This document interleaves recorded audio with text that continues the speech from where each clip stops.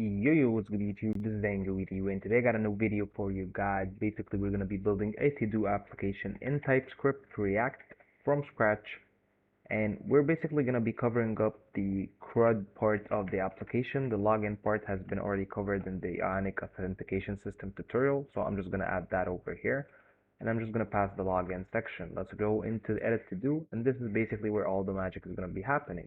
Let's get to it, alright? So basically what I'm going to be doing over here, we're just going to be creating, reading, updating, and deleting.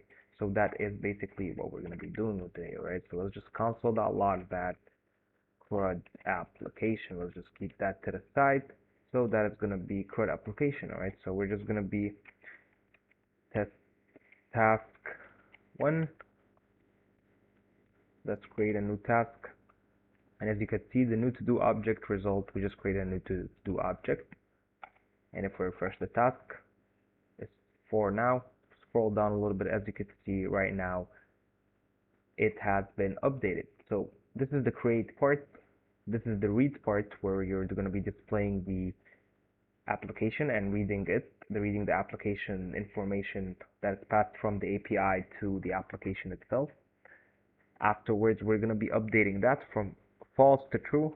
So if the task is done, we can just update that to true. So we could then also, that is going to be the update part. And finally, the delete part, this is going to be just a button that's going to be deleting the task with the object ID. And as you can see, the task has been deleted. So basically, this is what we're going to be doing in the video, guys. So I will see you guys in the next section. We're going to be setting up this project from scratch. Again, if you want to do the authentication section, just make sure to watch the authentication system playlist.